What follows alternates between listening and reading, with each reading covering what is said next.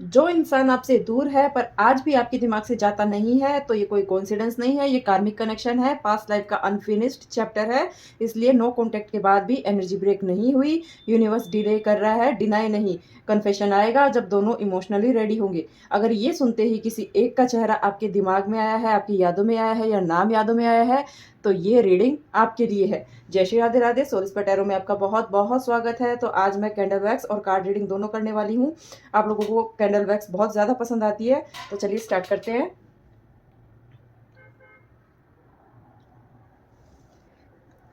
इस फ्लेम पे फोकस कीजिए, अपने पार्टनर का नाम मन में लीजिए, उनका फेस याद कीजिए।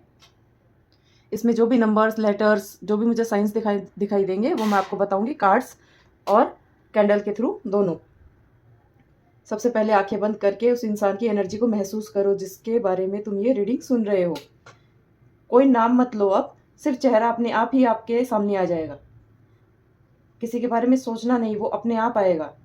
बस वो फीलिंग याद करो जो बिना वजह आज भी दिल के किसी कोने में उठ जाती है। यूनिवर्स इस रीडिंग को सिर्फ उन्हीं लोगों तक पहुंचाएगा जो बाहर से बिल्कुल नॉर्मल दिखते हैं, लेकिन अंदर से रोज किसी एक इंसान की खामोशी को महसूस करते हैं।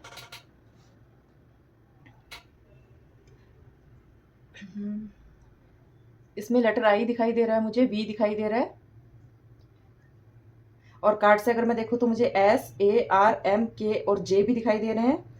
नंबर्स मुझे 2, 5, 7, 9 और 14 दिखाई दे रहे हैं। राशि की अगर मैं बात करूँ तो मुझे कैंसर, स्कॉर्पियो, पाइसेस और जेमिनाई ये दिखाई दे रही हैं। अगर इस कनेक्शन के बारे में हम देखें तो ये मुझे कोई नॉर्मल रिलेशनशिप नहीं लग रही है, ये ट्विन फ्लेम और कार्मिक पास्ट का मिक्स है। लेटर L भी दिखाई दे रहा है मुझे, यानी ऐसा रिश्ता जो इस जन्म में सुकून देने नहीं बल्कि आपको एक तरीके से जगाने के लिए आया है, अपनी सेल्फ वर्थ सिखाने के लिए आया है। सबसे पहले जो एनर्जी खुलती है जेमिनी की, वो ड्यूल माइंड, ड्यूल इमोशंस, और एक हिस्सा जो बहुत कुछ बोलना चाहता है और दूसरा जो बिल्कुल चुप रहना चाहता है। साथ में जो पाइसेस और कैंसर की एनर्जी है वो बहुत गहरी, इमोशनल, लेकिन आसानी से हर्ट हो जाने वाली एनर्जी मुझे इसमें दिखाई दे रही है। इस आपका जो कनेक्शन है इसका मुझे लकी नंबर 2 दिखाई दे रहा है। या तो उनका बर्थ डेट हो सकता है या आपका हो सकता है। आपका जो कनेक्शन है उससे देख के मुझे 2 की एनर्जी बहुत ज़्यादा आ रही है। 2 लोग, 2 रास्ते, 2 सोच, लेकिन धड़कन एक ही।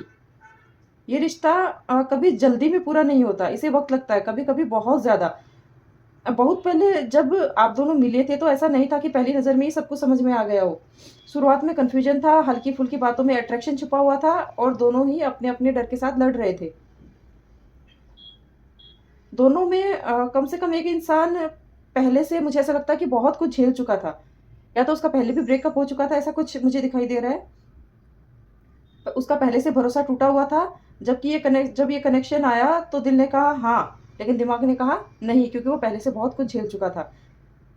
लेकिन ये रिश्ता धीरे धीरे आगे बढ़ा, बीच बीच में कभी कभी रुकता भी रहा, ऑन ऑफ चला इस रिश्ते में।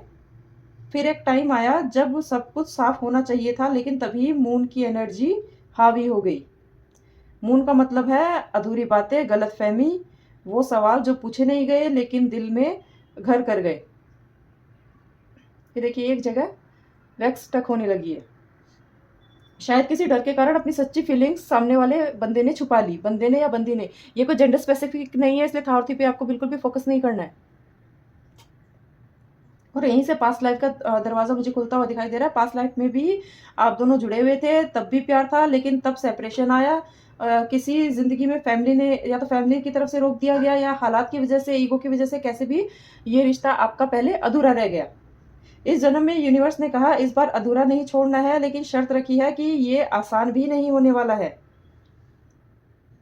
ये रिश्ता मुझे सीधा सीधा प्यार बनता हुआ नहीं बल्कि एक कार्मिक लेसन बनता हुआ दिखाई दे रहा है।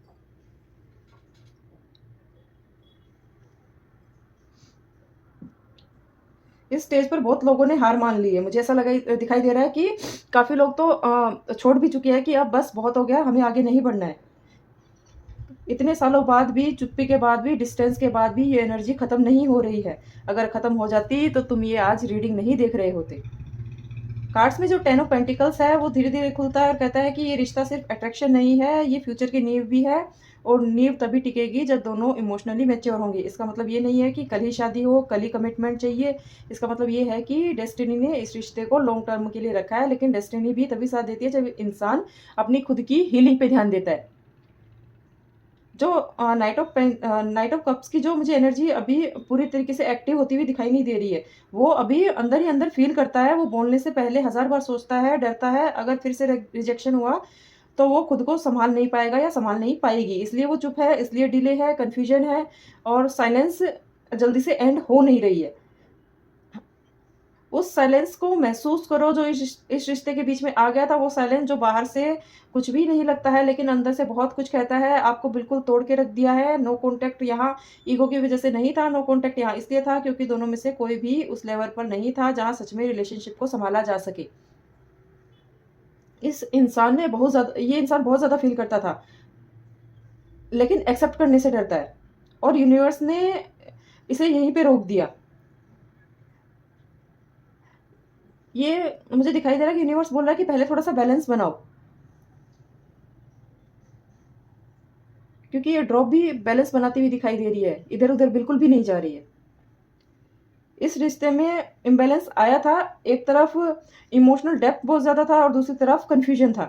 इसलिए यूनिवर्स ने दूरी दी ताकि दोनों अपने अपने डर देख सके। नो कॉन्टैक्ट के दौरान जिस इंसान ने खुद को स्ट्रॉन्ग दिखाया वो असल में सबसे ज़्यादा टूटा हुआ था। जैसे कि आप रातों में अचानक किसी गाने पर याद आ जाना, बिना वजह मन भारी हो जाना, कभी कभी दिल में एक सवाल उठना, अगर वो आज सामने आ जाए तो मैं क्या करूँगा, क्या करूँगी, मैं उसे क्या बोलूँगा, ये भी मुझे दिखाई दे रहा है।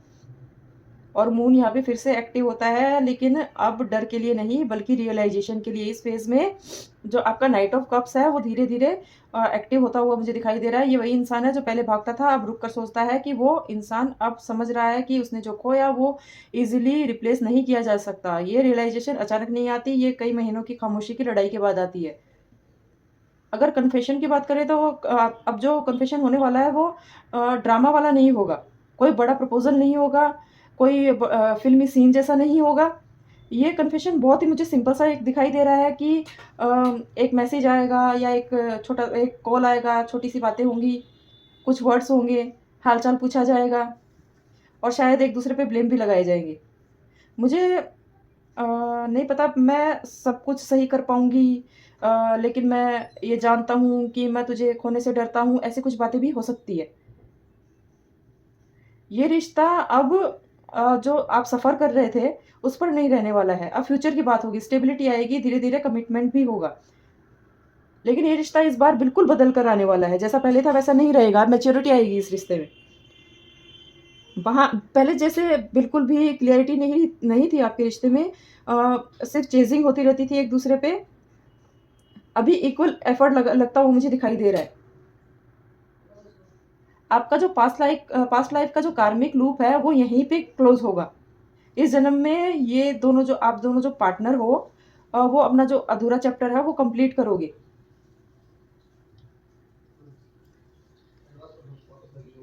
तुम्हारी हीलिंग ही इस रिश्ते को आगे बढ़ाएगी, तुम्हारा सेल्फ रिस्पेक्ट इस रिश्ते को मैच्योर बनाएगा। यूनिवर्स का फाइनल मैसेज बहुत साफ-साफ मुझे दिखाई दे रहा है कि अगर तुम खुद को चुनोगे तो वो इंसान तुम्हें चुनने से डरना बंद कर देगा। ये रिश्ता आएगा, लेकिन डिप्रेशन से नहीं आने वाला ये। ये आएगा तब जब आप मेंटली रेडी हो जाओगे कि अगर वो आए भी तो तुम खुद को खोओगे नहीं। यही ट्विन फ्लेम की मुझे असली परीक्षा दिखाई दे रही है। मुझे यहाँ पे ये एनर्जी ख़त्म होती हुई दिखाई दे रही है। अगर ये रीडिंग आपसे रेजोनेट करती है तो लाइक, शेयर और फॉलो ज़रूर कीजिए, और पर्सनल रीडिंग के लिए स्क्रीन पे दिख रहे नंबर्स पे मुझे व्हाट्सएप मैसेज कीजिए। और अगर आप मैंने जो अभी 1 तारीख से लेके 14 तारीख तक एक ऑफ़र निकाला है जिसमें आपको पहले दिन बुकिंग करानी होगी। जो मेरे पहले 5 क्लाइंट्स होंगे उनको मैं 20% डिस्काउंट दूँगी डिटेल रीडिंग पे। तो अगर आप करवाना चाहते हो तो 1 दिन पहले आपको वो रीडिंग बुक करवानी होगी। तो चलिए आज की रीडिंग को यहीं पे ख़त्म करते हैं। अगर आपको वीडियो पसंद आई हो तो लाइक ज़रूर कीजिएगा। आज के लिए इतना ही। जय श्री राधे राधे।